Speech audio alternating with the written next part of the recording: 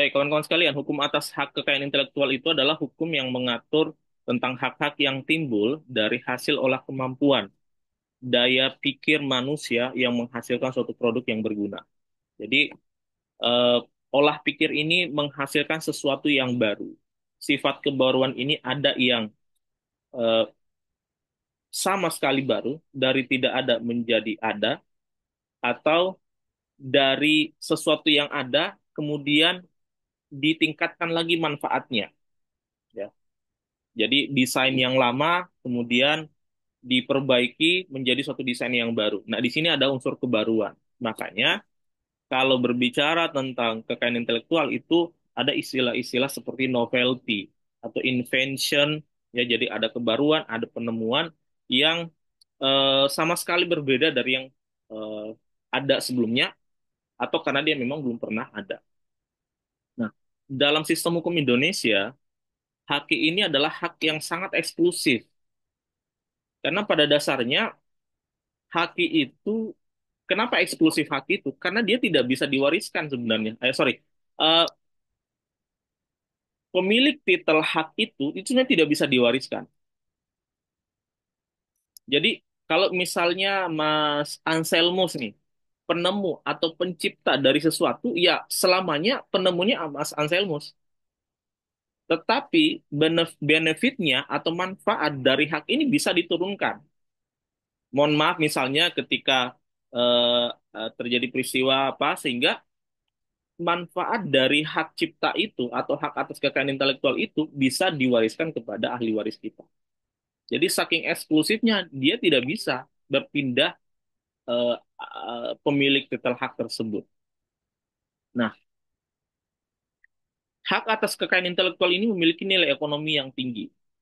Makanya kenapa kalau kita lihat sekarang ya, isu-isu hak ini kan sangat kenceng ya, terutama di industri musik yang kita lihat akhir-akhir ini itu sangat kenceng sekali apa perdebatannya, riuh rendahnya itu sangat sangat sangat terasa. Bahkan kita yang tidak ada kaitan sama sekali dengan para musisi-musisi itu bisa merasakan bagaimana situasi kebatinan antara eh, komposer ya, pencipta lagu dan penyanyi-penyanyi itu, eskalasinya semakin semakin ke sini bukannya mereda, malah semakin semakin kencang karena ada dua kubu. Satu, ya sudahlah kalau mau nyanyikan lagu saya silahkan nyanyikan gitu, nggak usah izin-izin sama saya. Toh dia merasa bahwa dia juga sudah mendapat bagian atau royalti dari pihak lain. Tapi ya, di satu sisi ada yang memperjuangkan itu karena melihat nasib dari kebanyakan komposer itu memprihatinkan. Mereka tidak mendapatkan manfaat yang seharusnya dari karya-karya cipta mereka. Nah, kalau kita angkat ke level yang lebih tinggi, nilai ekonomi dari hak atas kekayaan intelektual ini malah kalau menurut saya ya, itu jauh lebih, kapitalisasinya jauh lebih masif sebenarnya. Coba coba kita lihat misalnya di jajaran orang-orang terkaya di dunia, mereka itu rata-rata adalah pelaku di bidang teknologi, teknologi informasi ya, di bidang IT. IT itu syarat dengan hak cipta, software, kemudian perangkat-perangkat lunak, startup dan sebagainya, itu semua syarat dengan hak-hak atas kekayaan intelektual. Kalau misalnya bicara tentang merek, kita lihat misalnya Bernard Arnault ya, pemilik Louis Vuitton itu, dia masuk jajaran orang terkaya di dunia. Hanya dengan modal, kalau mau kasar-kasarannya ya, dengan modal dua huruf, LNV itu, dia punya kekayaan ribuan triliun. Coba Bapak Ibu bayangkan, betapa nilai ekonomi dari kekayaan intelektual itu sedemikian besar, sehingga kalau kita sadari keberadaan kekayaan intelektual itu, dia sebenarnya bisa menopang perekonomian suatu negara. Nah, karena posisinya yang sedemikian penting, nilainya yang sedemikian tinggi, maka sangat wajar hukum perlu memberikan perhatian khusus terhadap kekayaan intelektual ini.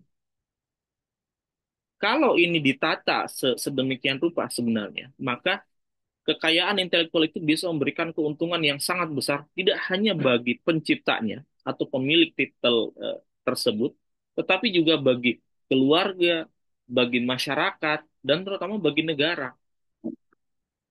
Jadi haki ini sangat penting sebenarnya. Cuma memang kesadaran atas kekayaan intelektual ini yang belum merata di seluruh lapisan masyarakat. Ada yang menganggap ini eh, ya udah nggak perlu sampai segitunya juga. Misalnya dalam kasus hak cipta atas lagu-lagu itu kan, ada yang menganggap udah nggak usah izin sama saya. Terus yang ada juga yang menganggap, oh nggak boleh. Anda kalau menyanyikan lagu saya di konser-konser tertentu yang ada biaya tiketnya, ada bayarannya, ya Anda harus membayar royalti ke saya. Cuma persoalannya adalah siapa yang membayarkan royalti, itulah yang kadang masih diperdebatkan. Oke, kita lanjut. Eh, Kekayaan intelektual kalau diatur dengan baik oleh negara, maka itu akan menstimulus orang-orang, untuk, bentar ya.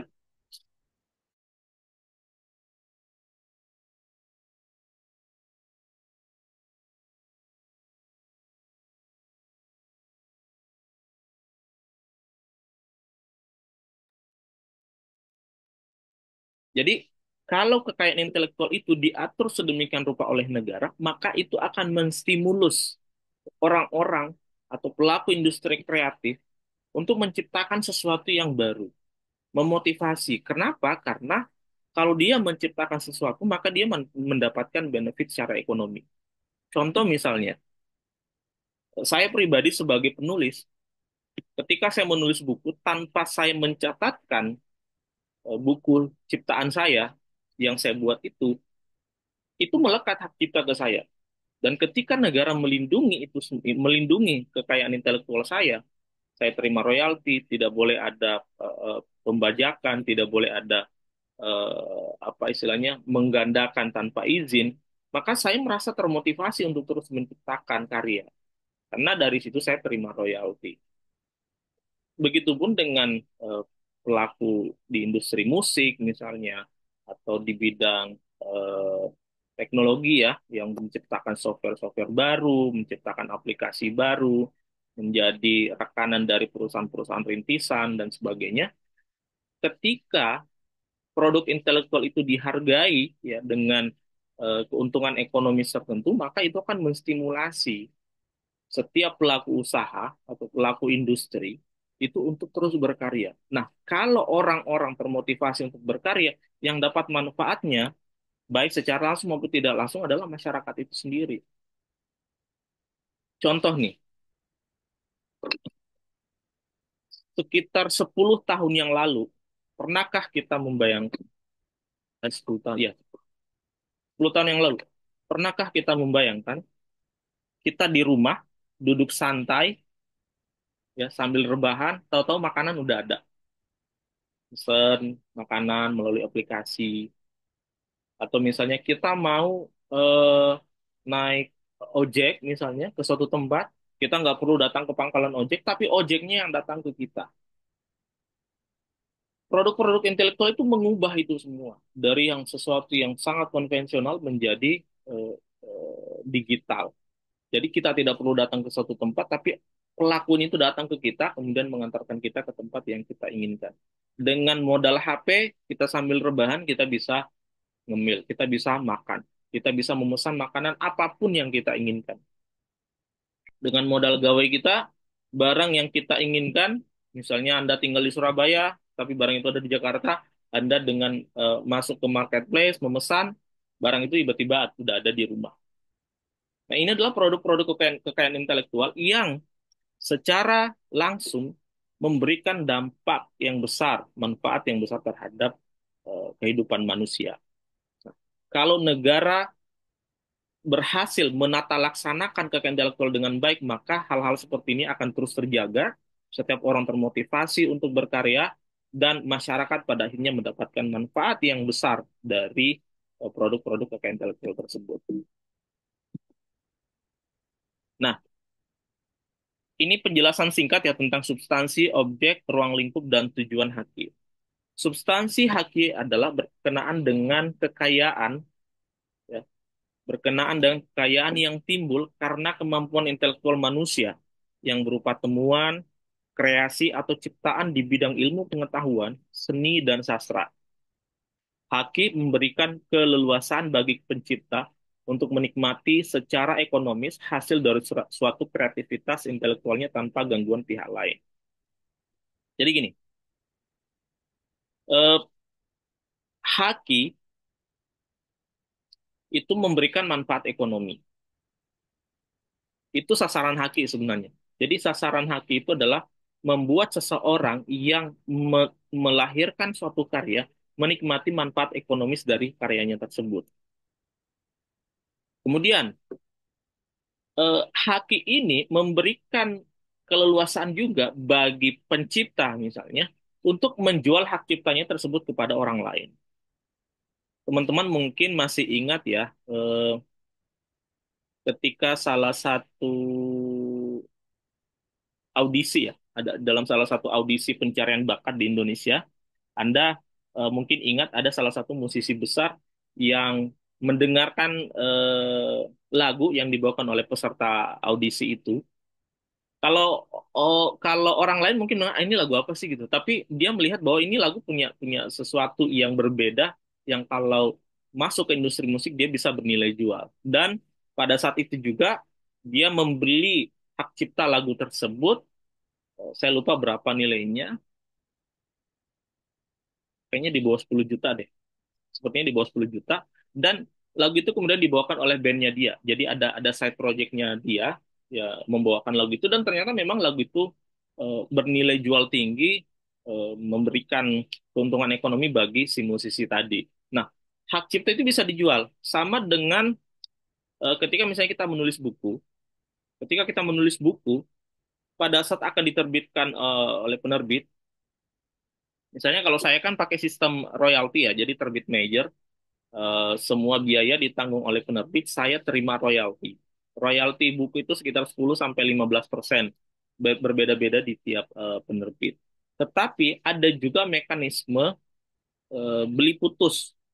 Artinya penerbit itu membeli hak cipta kita. Jadi kita jual misalnya hak cipta karangan kita, biasanya per lembar itu dinilai sekian ratus ribu, atau mungkin kalau bernilai banget itu bisa sampai sejuta, misalnya itu 2 juta per halaman, kemudian dikalikan sekian halaman, dan itu dibeli hak ciptanya oleh penerbit. Penerbit bebas mengedarkan atau menerbitkan buku tersebut dengan oplah berapapun yang mereka kehendaki, dan semua keuntungan ada di penerbit. Tetapi kita sudah menerima bayaran terlebih dahulu karena hak cipta kita sudah dibeli. Tetapi penulis buku itu tetap kita. Jadi penulisnya tetap kita, tetapi hak ciptanya dibeli dibeli oleh penerbit, hak ciptanya dibeli oleh penerbit, dan semua keuntungan atas penjualan buku tersebut menjadi milik penerbit. Nah, ini salah satu keistimewaan dari hak cipta. Meskipun ya, meskipun hak cipta kita dibeli, tetapi nama pencipta itu tetap sama dengan siapa yang tercantum di dalam karya tersebut. Jadi meskipun misalnya dibeli oleh musisi tadi, penciptanya tetap oleh pencipta. Nama pencipta yang tercantum di dalam lagu tersebut adalah tetap pencipta asalnya. Meskipun hak edar, hak ekonomis yang diterima atas beredarnya lagu itu kemudian sudah menjadi satu sudah beralih hak ke musisi yang tadi. Nah, apa objek dari haki? Objek dari haki itu adalah semua karya yang timbul atau lahir karena kemampuan daya pikir intelektual manusia yang diekspresikan kepada umum. Nanti akan kita eh, sebutkan ya, ada banyak haki itu, ada hak cipta, merek, dan sebagainya. Nah, ruang lingkupnya, ruang lingkup hak itu ada dua. Jadi yang pertama adalah hak cipta dan hak terkait, serta hak kekayaan industri. Ini dua bidang yang berbeda sebenarnya. Tetapi masih dalam satu rumpun yang sama, mengerucut ke satu rumpun yang sama, yaitu hak atas kekayaan intelektual. Nah, haki ini, hukum atas hak kekayaan intelektual ini hadir untuk memberikan kejelasan hukum mengenai hubungan antara kekayaan intelektual dengan penemu atau pencipta, pemegang atau pemakai yang mempergunakan hak kekayaan intelektual tersebut.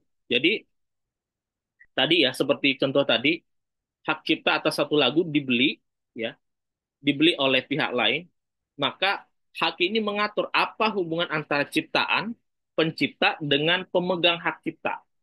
Jadi si musisi tadi ini posisinya adalah pemegang hak cipta, lalu pencipta dan lagu. Ini hakim mengatur hubungan ketiganya. Si pencipta tetap berhak dicantumkan namanya dalam ciptaan tersebut, tetapi hak ekonomi dari ciptaan yang dibuatnya itu, yang telah beredar, itu menjadi milik dari pemegang hak cipta. Pemegang hak cipta juga berhak untuk mengedarkan atau mereproduksi ciptaan tersebut sesuai keinginannya karena dia sudah membeli hak cipta dari pencipta tadi. Nah, ini adalah substansi, objek, ruang lingkup, dan tujuan dari hak atas kekayaan intelektual. Jadi kawan-kawan sekalian, sebenarnya banyak ya perundang-undangan tentang haki di Indonesia. Ini beberapa yang saya dapatkan. Mungkin masih ada yang belum termaktub. Silakan teman-teman kalau mau memberikan masukan ya. Yang pertama itu ada Undang-Undang Nomor 13 Tahun 2016 tentang paten, telah diubah beberapa kali, terakhir dengan Undang-Undang Nomor 65 Tahun 2024.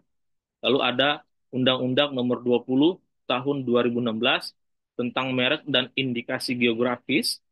Lalu ada Undang-Undang Nomor 28 Tahun 2014 tentang hak cipta. Kemudian ada Undang-Undang Nomor 29 Tahun 2000 tentang pemuliaan varietas tanaman. Kemudian ada Undang-Undang Nomor 30 Tahun 2000 tentang rahasia dagang. Lalu 31 2000 tentang desain industri. Lalu 32 2000 tentang desain tata letak sirkuit terpadu. Kemudian Peraturan Pemerintah Nomor 36 Tahun 2018 tentang pencatatan perjanjian lisensi kekayaan intelektual. Berikutnya, ya, ada Peraturan Pemerintah Nomor 56 Tahun 2021 tentang pengelolaan royalti hak cipta lagu dan atau musik. Nah, ini yang sekarang sedang banyak dipersoalkan.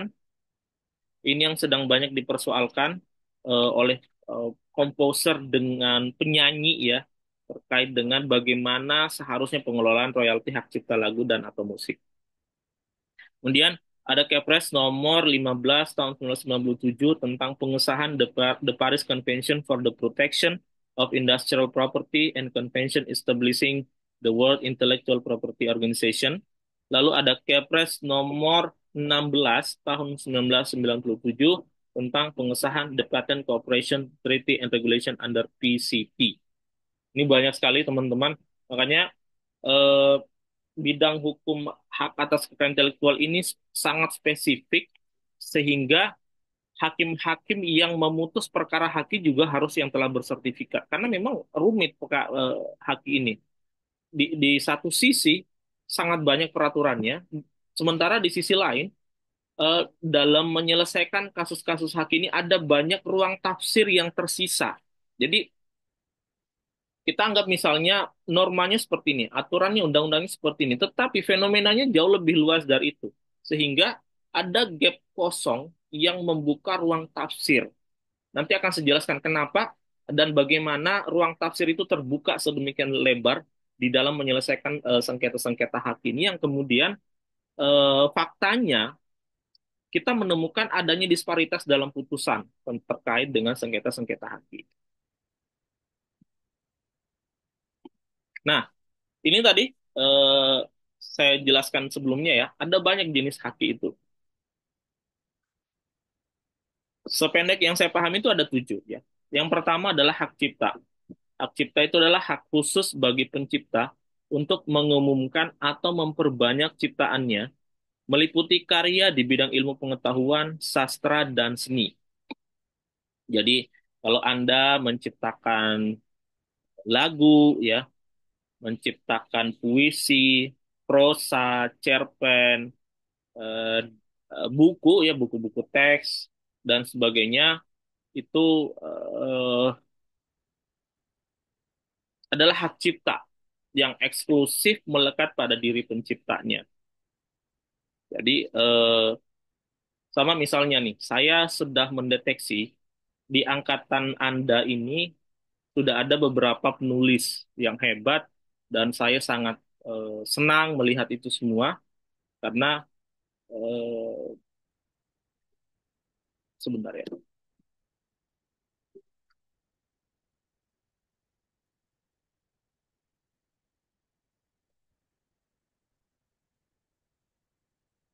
Jadi eh, saya senang sekali ya melihat ternyata di angkatan kalau Cakimnya ini kan Anda Cakim angkatan 9 ya atau PPC angkatan 4.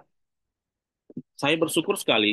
Jadi setelah sekian prode diklat ini dari diklat 1, 2, 3, magang 1, 2, 3, lalu kemudian ada Mones, ujian lisan, saya akhirnya mendapatkan cukup data tentang beberapa dari Anda yang sudah menulis buku, baik menulis sendiri maupun menulis bersama-sama ya di peradilan umum ada.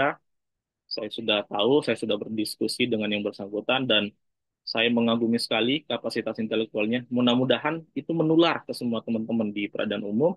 Di peradilan agama juga ada. Bahkan kalau di peradilan agama itu saya sudah melihat ada satu, dua apa tiga orang gitu yang sudah menulis buku dan saya bahagia sekali ketika eh, kultur literasi ini ya kultur literasi ini tumbuh subur di kalangan para calon hakim dan juga hakim. Kenapa? Karena hakim itu nggak boleh jauh-jauh dari buku, Bapak Ibu sekalian.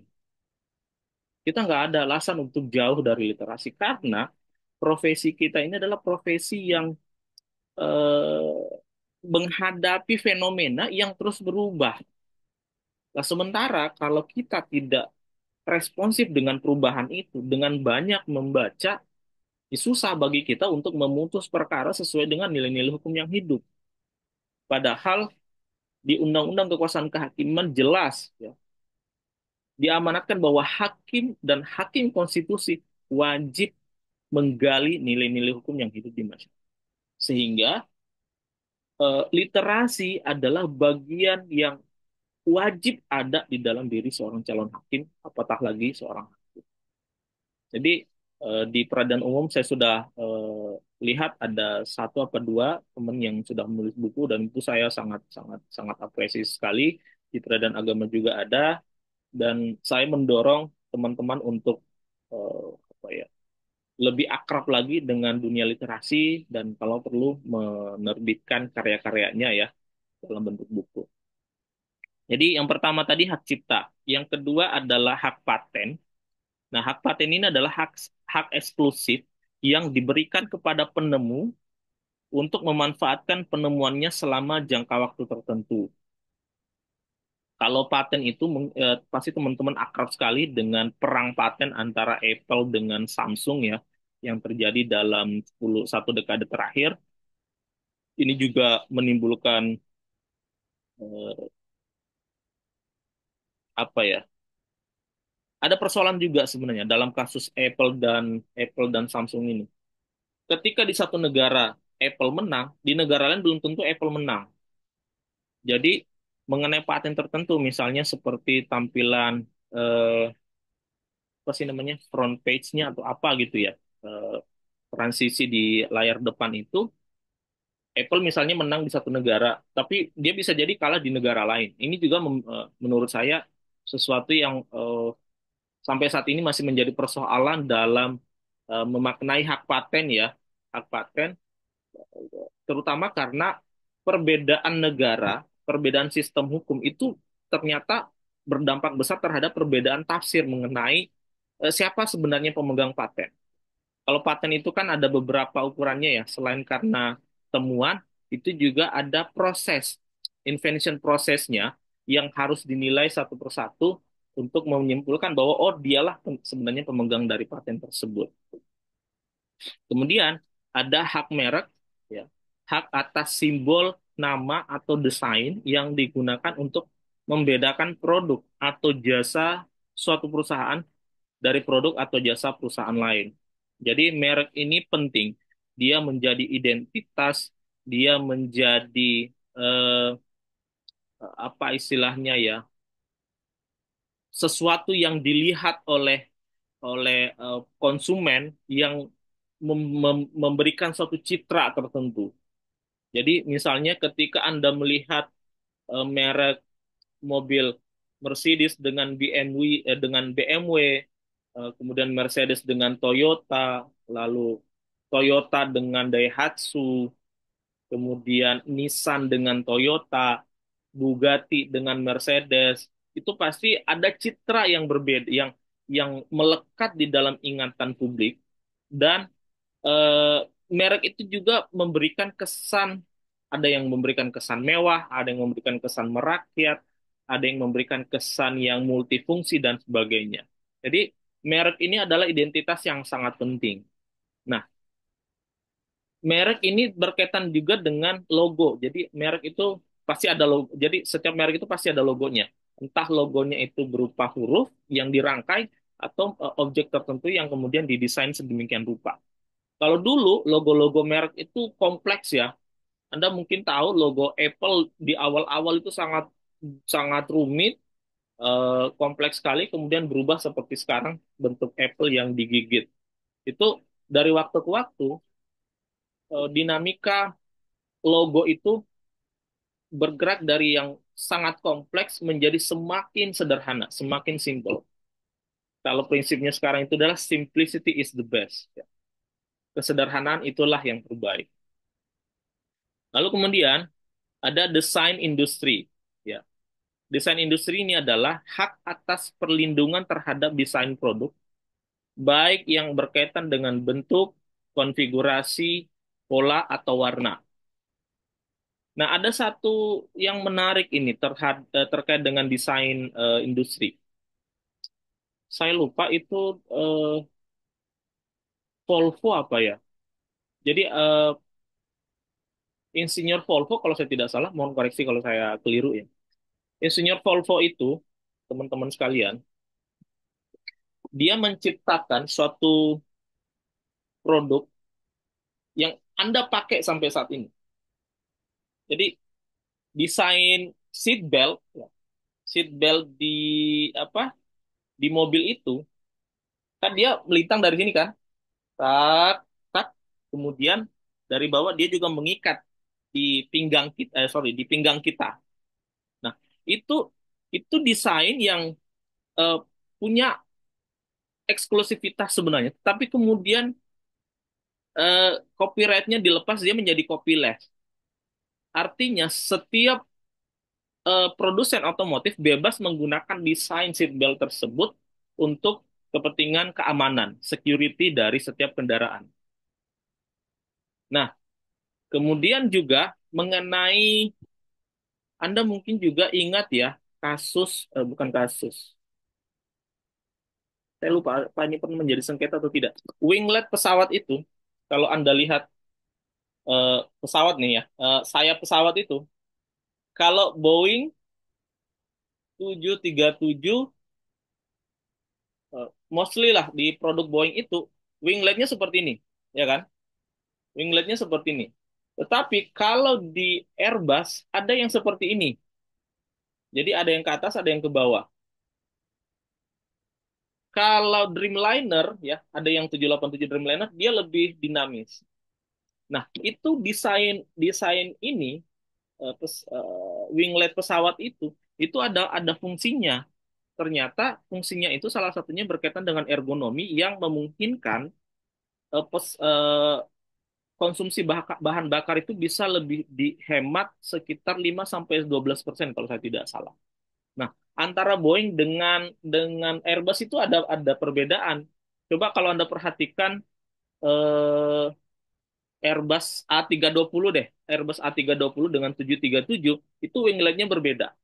Itu mengenai desain industri ya. Boeing tentunya Airbus punya punya pendapat sendiri kenapa desainnya ergonominya seperti ini. Jadi kalau Airbus A321 seperti ini. Coba lihat misalnya pesawat-pesawat Batik ya.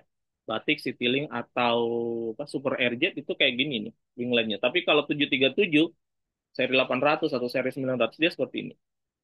Nah, itu desain industri. Lalu kemudian ada indikasi geografis. Ini adalah penanda geografis yang menunjukkan bahwa suatu produk berasal dari wilayah tertentu yang memiliki kualitas, reputasi, atau karakteristik khusus yang melekat pada wilayah tersebut. Kalau saya menyebut BMW, Yang teman-teman ingat apa? Pasti Jerman kan? Kalau kita menyebut apa istilahnya? Airbus, pasti orang ingat Prancis. Kalau saya menyebut misalnya GMC, orang ingatnya United States, Amerika. Kalau kita misalnya menyebut Chevrolet, pasti orang ingatnya Amerika. Kalau Indonesia apa ya? N250 lah ya. Pesawat N250 itu orang ingatnya Indonesia. Jadi kalau misalnya gini, indikasi geografis itu gini, boleh suatu produk itu dibuat atau pabriknya berada di negara lain, tetapi perlekatannya terhadap suatu wilayah itu spesifik. BMW ya Jerman, Mercedes ya Jerman, Adidas ya Jerman. Gitu. Fila misalnya Fila itu apa? Italia, Fila Italia. Puma kalau Puma apa? Jerman ya Puma ya. Puma saya nggak tahu Puma Jerman atau Italia itu. New Balance, kemudian Under Armour dan sebagainya. Nah, berikutnya adalah rahasia dagang. Rahasia dagang adalah informasi yang bersifat rahasia, tidak diketahui oleh publik, dan memberikan keunggulan kompetitif bagi pemiliknya. Yang paling terkenal terkait dengan rahasia dagang apa? Ada yang tahu nggak? Ada yang tahu nggak? Resep rahasianya apa? KFC misalnya. Kalau teman-teman ya mengikuti perkembangan FYP tentang KFC, itu banyak banget yang berupaya membuka apa sih sebenarnya resep 11 bumbu rahasia dari ayam goreng KFC atau resep rahasia dari minuman Coca-Cola. Jadi kalau Anda penikmat cola ya, bukan penikmat, mungkin jarang yang menikmati cola. Atau Anda pernah meminum cola, rasa antara Pepsi, Coca-Cola dengan merek ada satu merek lagi tuh Big ya Big kalau nggak salah Big itu pasti berbeda meskipun dia sama-sama minuman cola karena masing-masing punya rahasia dagang sendiri merek rahasia sendiri jadi ini adalah sesuatu yang harus dijaga makanya kenapa misalnya teman-teman ketika ada dalam dalam eh, franchise ya franchise makanan pasti bumbu-bumbunya itu dikirim dari pusat atau dari pemilik franchise. Kenapa? Ini untuk menjaga konsistensi rasa, sekaligus mencegah kalau misalnya itu dibuat atau diberikan wewenang oleh pembeli waralaba itu untuk membuat bumbu sesuai dengan instruksi, maka akan ketahuan resepnya. Nah, ketika resep ini ketahuan, data-data tentang resep ini ketahuan, maka ada potensi rahasia dagang itu akan terbongkar. Kalau kita flashback ke tahun 1919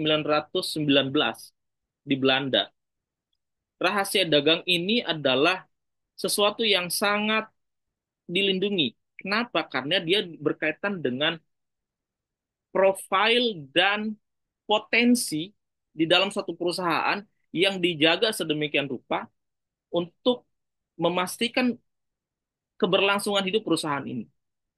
Anda mungkin ingat kasus Lindenbaum versus Cohen. Ya. Lindenbaum dikalahkan di pengadilan tingkat pertama, demikian juga di tingkat banding. Kemudian di tingkat kasasi, Hochrat itu membalik putusan Judes Pacti, di mana perbuatan karyawan Cohen yang dulunya ex karyawan Lindenbaum yang membocorkan data-data pelanggan dari Lindenbaum menyebabkan eh, Lindenbaum kehilangan customer dan customernya itu beralih ke Cohen. Pada saat itu tindakan membocorkan rahasia dagang belum dianggap sebagai perbuatan melawan hukum karena tidak diatur di dalam BW-nya Belanda pada saat itu. Akan tetapi, Hochrat di tahun 1919 itu memutuskan bahwa pelanggaran, tindakan membuka rahasia dagang seperti itu yang berupa data-data pelanggan, meskipun tidak diatur dalam BW, tetapi dia bertentangan dengan kepatutan, bertentangan dengan kewajibannya untuk menjaga data-data itu. Untuk apa dia membongkar itu semua ke perusahaan barunya, kalau bukan untuk menghancurkan atau merugikan perusahaan yang lama? Nah, karena dia bertentangan dengan asas kepatutan, kesusilaan, bertentangan dengan kewajiban hukumnya untuk menjaga rahasia dagang itu, maka itu dianggap sebagai perbuatan melawan hukum. Nah, ini juga menurut saya salah satu eh, perluasan norma bahwa menjaga rahasia dagang itu, kalaupun tidak tercantum di dalam undang-undang, itu adalah kewajiban secara moral. Bukankah hukum dibangun di atas dua landasan etik, deontologi dan teleologi? Deontologi itu adalah sesuatu itu wajib kita lakukan karena memang dia sifat perbuatannya baik, menolong orang, memberikan makanan kepada yang fakir, kepada yang sedang membutuhkan, membantu teman yang sedang kesulitan, tidak mencuri, tidak melukai orang, itu kan memang sesuatu yang baik pada dasarnya. Lalu dasar etik lain dari hukum itu adalah teleologi. Kita diperintahkan melakukan suatu perbuatan karena ada manfaat yang ingin kita raih. Ketika kita memprioritaskan pejalan kaki, ketika kita memprioritas perintah untuk memprioritaskan saudara-saudara kita yang disabilitas, ya, perintah untuk membantu tetangga, perintah untuk berbuat baik, itu kan semua semua dilakukan karena memang ada tujuan baik yang ingin kita raih. Nah, seperti inilah konteks dari perkara Lindenbaum versus Cohen dalam konsep hukum rahasia dagang. Jadi, kompetisi itu harus dijaga sedemikian rupa. Rahasia dagang adalah kekayaan yang tidak ternilai di dalam suatu perusahaan yang harus dijaga, karena kalau itu dibocorkan, maka dampaknya fatal. Itu bisa mematikan pelaku usaha yang sekaligus pemilik rahasia dagang tersebut. Kalau saja resep rahasia bumbu KFC yang 11 bumbu rahasia itu bocor dan diduplikasi oleh banyak orang, kira-kira dampaknya ke KFC sebagai penemu, sebagai pemilik dari rahasia daging itu seperti apa? Pasti pasti merusak dampaknya. Inilah kenapa pentingnya rahasia dagang itu dijaga. Nah, kalau mau menjual produk yang memiliki kualitas sama dengan pemilik rahasia dagang itu, ya ada jalannya. Hukum memberikan jalan melalui apa? Waralaba atau franchise tadi. Jadi filosofinya seperti itu. Kemudian yang terakhir adalah desain tata letak sirkuit terpadu. Pak, ini mohon maaf, ini saya lupa mengedit ini ya, bukan hapus ini. Jadi tata letak sirkuit terpadu itu misalnya chip dan sebagainya ya, semikonduktor dan sebagainya itu memiliki memiliki hak eksklusif. Ingat gak perang dagang antara US dengan China dalam industri semikonduktor itu? Akhirnya memaksa Huawei, Huawei kalau nggak salah, kalau tulisannya Huawei ya, bacanya Huawei kalau nggak salah. Itu akhirnya mereka memaksa mereka untuk membuat sendiri chip semikonduktornya itu.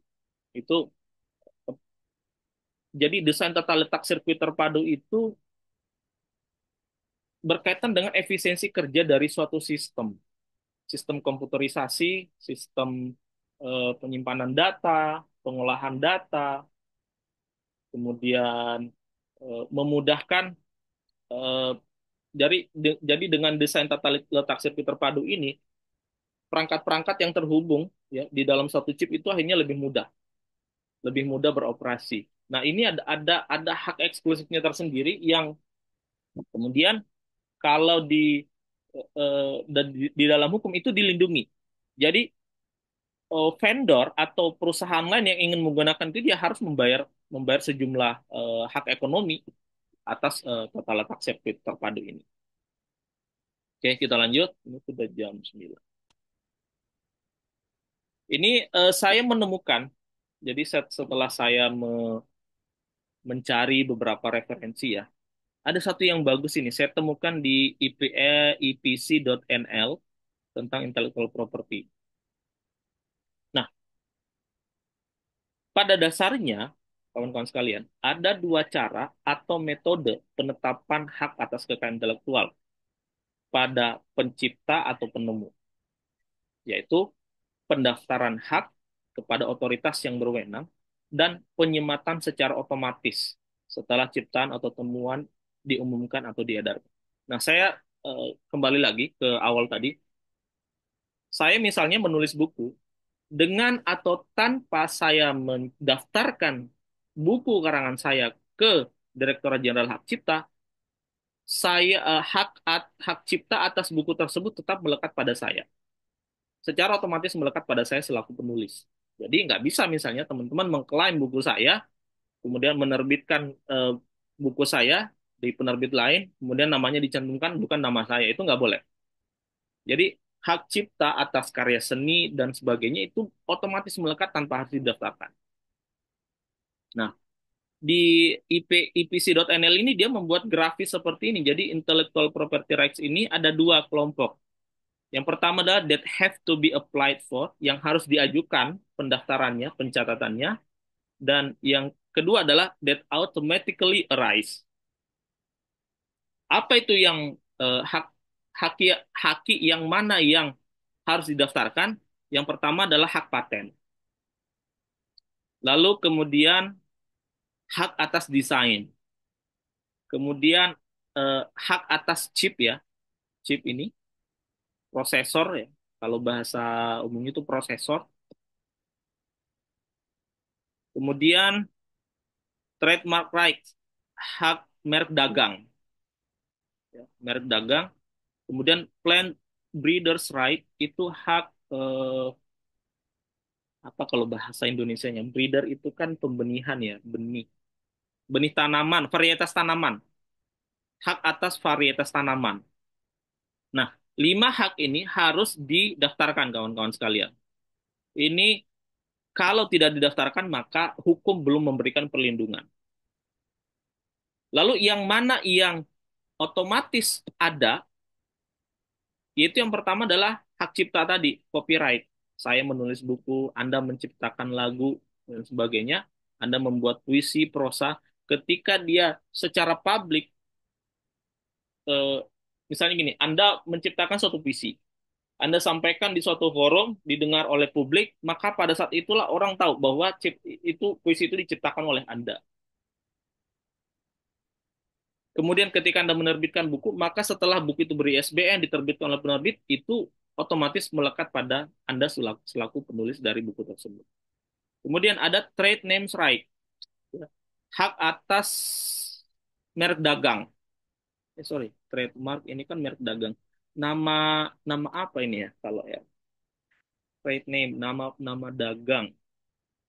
Trademark itu merek. Mungkin ada yang bisa bantu saya lupa nih. Saya kemarin sempat membaca ini trade name rights nih. Lalu ada database right.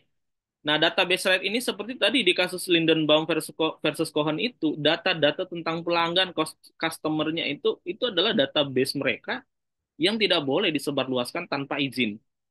Sama misalnya ketika data-data Anda, ya, data-data di arsip Anda yang Anda miliki, itu orang lain nggak boleh menyebarluaskan tanpa persetujuan dari Anda. Jadi ada 5, ya, ada 5 yang harus didaftarkan untuk mendapatkan perlindungan atas haki. Ada 3 yang secara otomatis itu muncul setelah ciptaan itu dipublikasikan. Itu copyright, trade names rights, dan database rights. Lalu berikutnya, apa yang bisa Anda lindungi dari hak atas kekayaan intelektual ini? Masih di website yang sama saya dapatkan.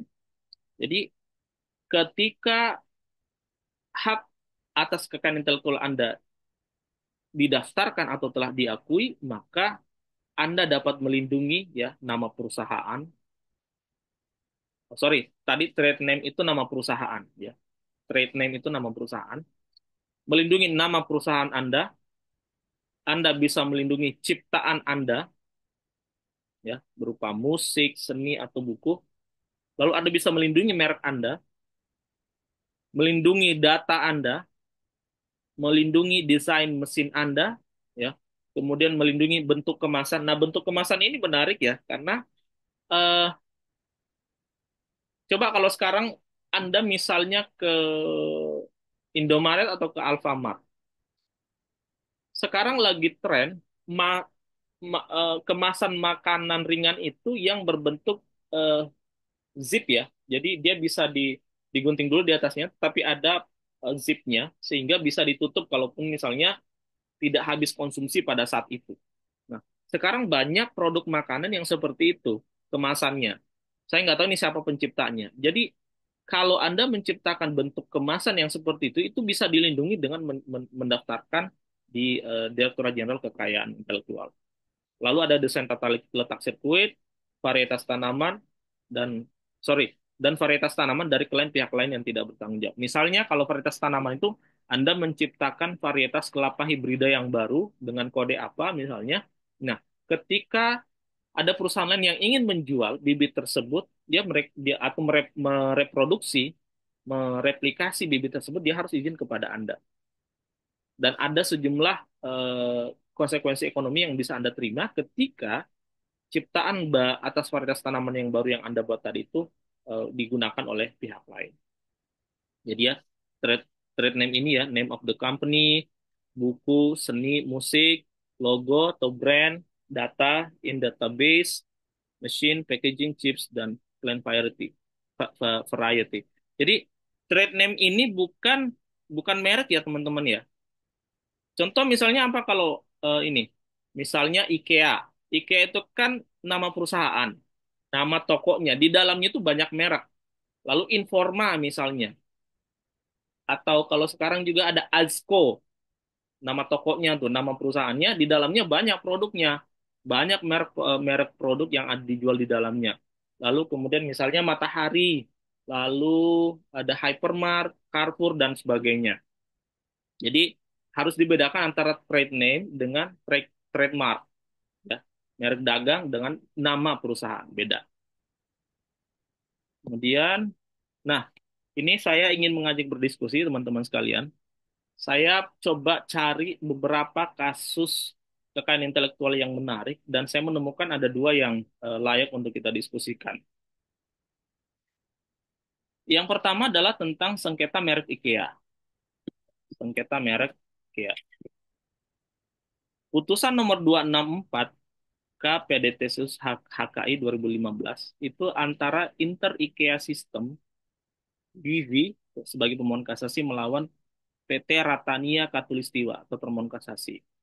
Mahkamah Agung menolak permohonan kasasi dengan pertimbangan merek IKEA termasuk dalam kelas 20 dan kelas 21 tidak digunakan selama 3 tahun berturut-turut sehingga berlaku penghapusan pendaftaran merek pasal 61 ayat 2 huruf A Undang-Undang Nomor 15 Tahun 2001 tentang merek. Lalu kemudian putusan nomor 128 PK PDT-SUS HKI 2013 masih merek IKEA tetapi ini lawannya beda. Lawannya ini adalah merek IKEMA. Ya. Nah, ini dimenangkan oleh IKEA. Mahkamah Agung mempertimbangkan bahwa merek IKEMA itu memiliki persamaan pada pokoknya dengan merek IKEA yang terbukti merupakan merek terkenal karena telah dipergunakan di beberapa negara di dunia. Jadi, kalau untuk putusan pertama, IKEA ini kalah karena dianggap merek ini tidak digunakan selama 3 tahun berturut-turut sehingga berlaku penghapusan pendaftaran merek. Lalu kemudian di putusan berikutnya di perkara lain IKEA menang lawan IKEMA. Menurut MA, merek IKEA itu adalah merek yang terkenal karena telah dipergunakan di banyak negara di dunia. Lalu yang menarik lagi adalah ini, yang paling menarik ini nih, sengketa merek Pierre Cardin. Jadi saya membaca perkara ini pun sebenarnya tersenyum-senyum juga. Perkara ini diputus di tingkat kasasi dengan nomor register 557K PDT-SUS HKI 2015. Perkara ini melibatkan pihak Pierre Cardin sebagai pemohon kasasi melawan Alexander Satrio Wibowo, pemohon kasasi, selaku pemilik merek Pierre Cardin di Indonesia. MA menolak permohonan kasasi dengan pertimbangan ketika pendaftaran pertama merek Pierre Cardin milik termohon kasasi pada tanggal 29 Juli 1977 tersebut, merek Pierre Cardin tidak pernah terdaftar dan dikenal sehingga pendaftaran tersebut dapat diterima sesuai dengan ketentuan hukum yang berlaku dan prinsip first to file. Ya. Jadi dalam pendaftaran merek itu ada yang disebut dengan first to file. Bukan first to use ya, first to file. Yang pertama yang mendaftarkan. Mahkamah Agung berpendapat bahwa terdapat perbedaan antara merek pemohon kasasi dan termohon kasasi di mana ya pada merek termohon kasasi dicantumkan kata-kata produk by PT Gudang Rezeki sebagai keterangan bahwa produk milik termohon kasasi adalah produk Indonesia, sehingga menguatkan dasar pemikiran bahwa merek tersebut tidak mendompleng keterkenalan merek lain. Jadi, kalau komentar yang ada di eh, putusan ini ya, yang saya baca di berbagai media online itu, apakah mungkin dengan kultur Indonesia, dengan bahasa kita, kemudian ada yang membuat merek Pierre Cardin yang sangat eh, identik dengan nama-nama orang Prancis. Adakah orang Indonesia yang bernama Pierre misalnya yang memang secara organik bernama Pierre? Itu yang menjadi pertanyaan. Nah, saya minta teman-teman tidak usah membuat PowerPoint, cukup membuat catatan-catatan sendiri. Nanti kita coba diskusi seperti apa pendapat Anda terhadap dua kasus ini. Nanti kita akan diskusi ya. Silakan mencari bahan, silakan melihat referensi-referensi. Anda setuju atau tidak, argumentasinya apa. Jadi, tolong dianalisis kedua kasus tersebut, apakah Anda sependapat atau tidak. Pertimbangkan pula apa yang dimaksud itikat baik dalam pendaftaran merek. Nah, apakah dalam sengketa IKEA dan Pierre Cardin ini, para termohon itu beritikat baik atau tidak menurut Anda? Lalu, eh, apakah prinsip first to file ini sebagai acuan dalam menentukan pemegang merek itu bersifat mutlak atau ada hal yang membatasinya? Meskipun first to file, tetapi kalau misalnya ada hal lain yang secara akal sehat ini perlu dipertimbangkan, ini first to file-nya nggak benar ini, tidak beretikat baik. Nah, silakan Anda pertimbangkan di dalam dua kasus ini.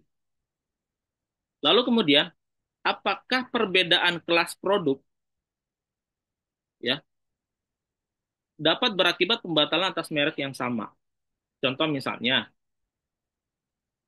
teman-teman pasti pernah baca kasus BMW.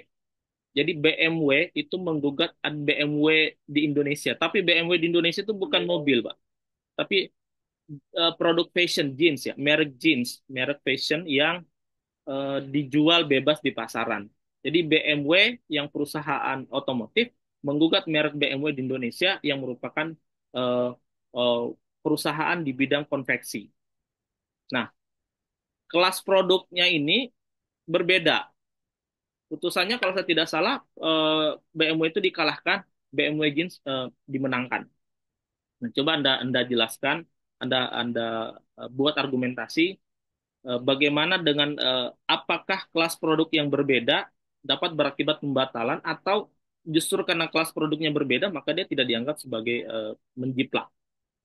Kemudian, lalu apa yang dimaksud dengan merek terkenal, teman-teman? Nah, contoh di dalam kasus IKEA ini eh, untuk putusan PK, salah satu pertimbangan Mahkamah Agung adalah IKEA itu merek yang terkenal di seluruh dunia sudah dikenal. IKEA dengan logo biru kuning itu merek yang bersifat internasional. Nah, eh, apa kategori sesuatu itu dikatakan merek yang terkenal dan seperti apa seharusnya eh, misalnya nanti ketika Anda mengadili sengketa-sengketa merek itu ketika ada yang mirip atau dianggap mendompleng merek-merek terkenal untuk mengangkat produk fashionnya bagaimana Anda mempertimbangkan untuk sampai pada kesimpulan ini melanggar hak cipta, melanggar hak merek atau tidak. Oke. Jadi teman-teman sekalian saya kasih waktu sekarang jam berapa nih? Sekarang jam 9. Saya kasih waktu saya kasih waktu sampai jam 9.45 ya. Berarti ada 25 menit untuk teman-teman cari bahan buat catatan-catatan. Nanti kita berdiskusi siapa yang setuju, siapa yang tidak setuju, argumentasinya seperti apa. Tapi ini belum belum tugas terstruktur. Tugas terstrukturnya akan nanti saya berikan di akhir perkuliahan ya. Oke, silakan dibuat catatan-catatannya sekarang. Nanti kita diskusi di 9.45.